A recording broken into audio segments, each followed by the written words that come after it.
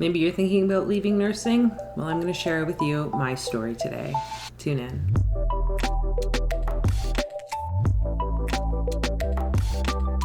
Welcome to the channel, everyone. My name's Fola, and here on Deep Mind Squared, we talk all things bridging mental wellness and spirituality for nurses. If you're new here, so great to have you join in. I want to invite you to hit that subscribe button and the notification bell so that you're updated on future video releases.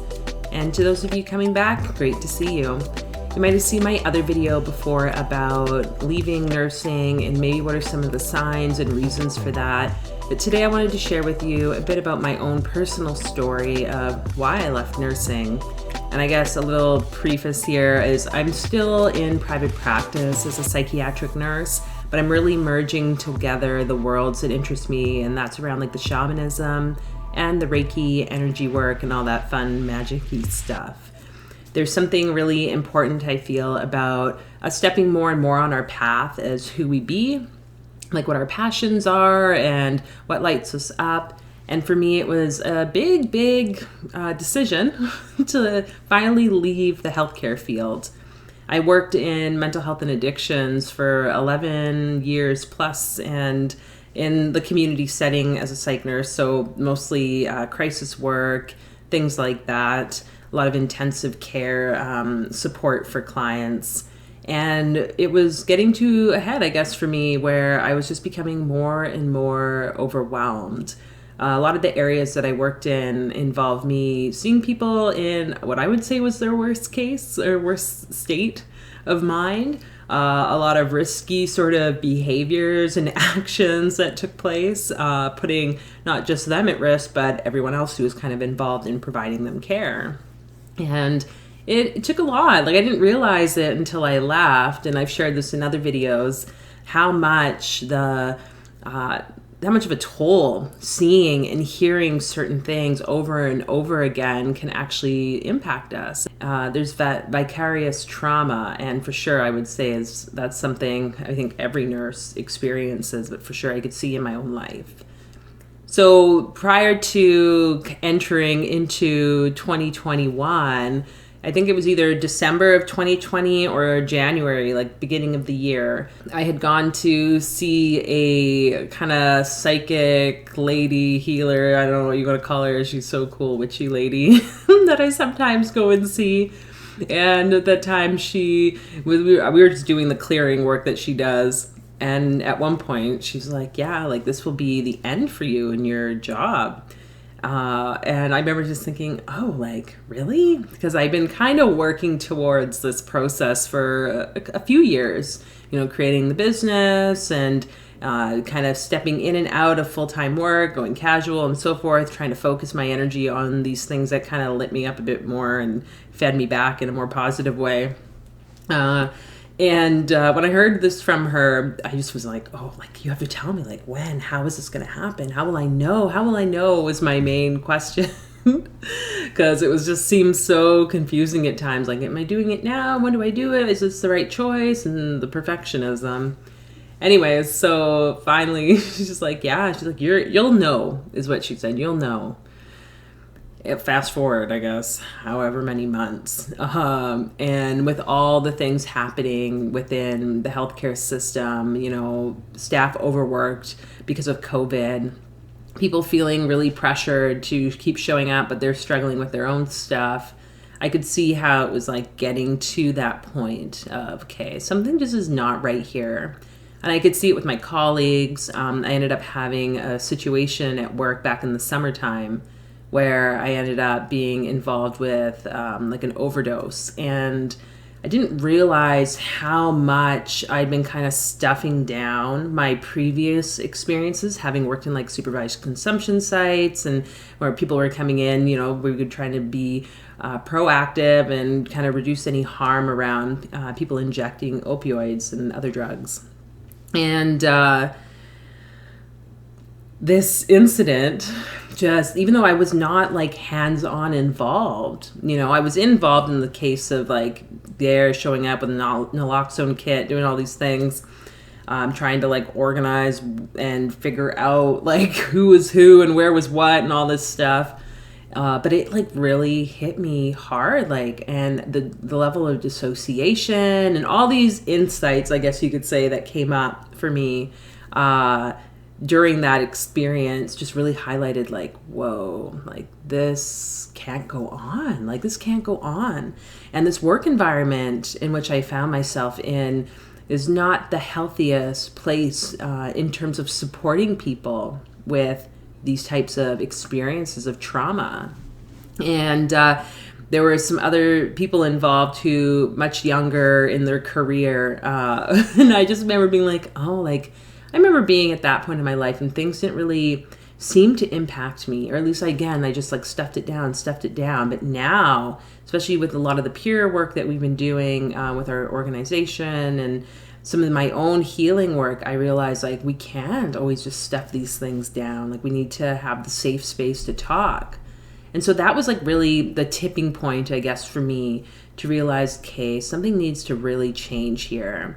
And I found it kind of interesting too, because a few years previous, I had been working full-time as well in a job with very intense population. And a very similar sort of situation had happened where I felt kind of at risk and endangered. And that was sort of the thing that like pushed me to be like, yeah, done. Like leave the full-time work, go casual, really focus on your own thing. So I kind of felt this sense of deeper knowing that like, okay, there's something within this event that needs to show up for me. But it wasn't until like after the fact, because it was like I'd been off work then a little bit, maybe it was like a week or so, and then I went back, and it's like every encounter I had with folks was around this sort of theme, and that was just like really adding to some of the stress in my life.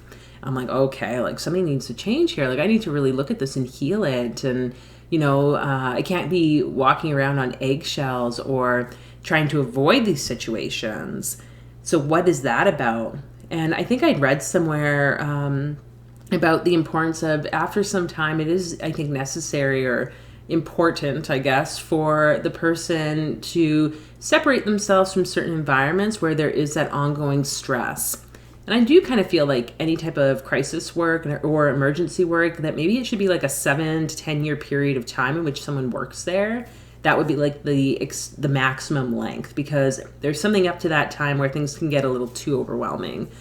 Be carrying a lot of people's stuff and so forth. That was really what, I guess, added to the pressure for me to consider really, okay, what am I doing here? What am I doing? And things in the background had been building and working towards my other projects that I was feeling a bit more of a sense of security that, okay, it's coming to that time. Like I know it's coming to that time because that lady had kind of confirmed that to me, but what is that going to look like?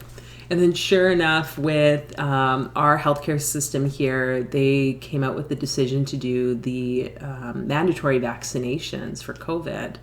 And so whether or not you're on the camp of like getting vaccines or not, or pro-COVID, against COVID, whatever, doesn't really matter. But for myself as a psychiatric nurse, and I've shared this on like social media, there's something really important around patient choice and informed consent. Working in mental health and addictions, my job was literally to like drag people out of their homes. Dare I use that word? I mean, I didn't do much of the dragging. It was the police I was with that did it. But take people against their will to the hospital. And I was most of the times in charge of making those decisions based on questions that I was asking and personal thoughts, and trying to navigate all the information that was being given and critically think so that I could then make this decision with my police partner or whoever I was with on what was the next best course of action. But it's not something that we would just take someone's choices away of like, okay, yeah, you're going. Like there are specific rules in place to ensure people's well-being. And what was happening for me at that time was like, in the addition to this event in the summer, was like this moral distress, like complete, just taking over. Like, what are we really doing? If I'm getting calls from people telling me that they feel like the healthcare system's not helping them through their opioid addiction, and they've just gone through a whole bunch of other types of like withdrawals and near-death experiences because they continue to use, but then within COVID, they can't go to detox because there's not enough beds and blah, blah, blah, blah, blah. Like, what the hell am I doing here?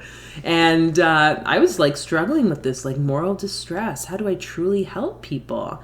And now here it was coming to the fact of people who, you know, to me are functioning members of society doing the work with others are now being told that they have no choice. I can't really stand for that. I was like seeing forward, I guess, to like so many years of this image where what if the healthcare system then, once they take away the freedoms of staff, what's going to stop them from asking staff or demanding staff to take away the freedom of the patients? And that was something I don't really want to be a part of. Maybe I'm like being really catastrophic thinking or whatever, but I don't really think so based on history, right? And I don't want to see history repeat itself. So for me, it was this sense of I can take a stand for what I believe in, and I am, I guess, willing to risk a lot of my life, well-being, and trust me, the stability of working within a healthcare system, it does exist, right? You get hours, you get paid, it's nice.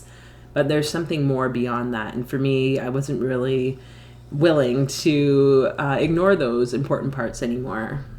And that's what led me to make that decision. And I knew like going that no matter what happens, again, because I don't really think I need to disclose anything about my health to anyone, especially my employer, unless it's going to fully impact my ability to complete the work, which it wouldn't in this case. But I believe that there's something really important about like standing up for who and what I am. And I knew that like, okay, no matter what happens here, even though I know they're going to make changes and backtrack because that's what this type of like authoritative type of approach can do. There was a backpedal, but I'm like, no, this is the day that I'm done.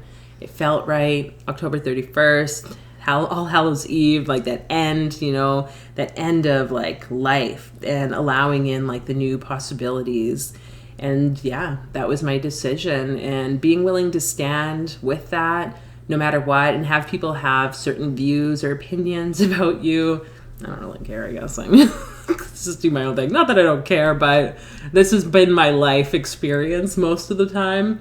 So it's just what's one more person or another few people or whatever. So that's kind of where I was at. And honestly, it was like the best decision that I've made, I think, so far. Though I have been like grieving that process, and I think still grieving the loss of that identity, which I'll probably talk about in another video because that's a whole other topic in itself. And I think the biggest part that's the issue or the challenge for most nurses, or anyone of any profession really, but as nurses, we put in so much effort and time, and it's a beautiful profession to be a part of. So then to decide to step away from the conventional way in which we operate within the healthcare system, that can be a huge challenge, especially because you're getting rid of all those colleagues and people that you, like, to me, it was like family, having been there for so many years, like literally family. But I could also see how people change so much over those years when the team went through so many changes. So it is what it is. Not the easiest decision, I guess I should say. But totally needed. And I definitely look forward to what the future brings for myself and for you. If this is something that you're finding yourself in that kind of pivotal life moment where you're waiting to make a decision, go with what feels best for you inside, you know, that gut or that womb space, their intuition. It's always communicating with you, and try not to think about the what ifs and hows everything's going to play out. Like, you can still prepare yourself, you know, but just trust, like, things are going to come. And I guess I'll end that with the fact that what happened for me is I made this decision to, like, cut it out of my life. And legit, just someone sent me this, like, other job posting for an organization, Fireside, which is where I'm out of. And I was reading this description of this job, and like, legit, that should just show my picture there, like, Fola. Like, what? Psychedelics? Crisis work, supervision, and education? Like, that's literally everything I've done and everything that I enjoy right there. And when I remember just seeing it, I like cried, because like, how could it get any better than this? And I guess that's a question I'll leave you with. How can it get any better? And see where that question takes you. So anyways, until the next video, I will catch you all again soon. Okay? Take care.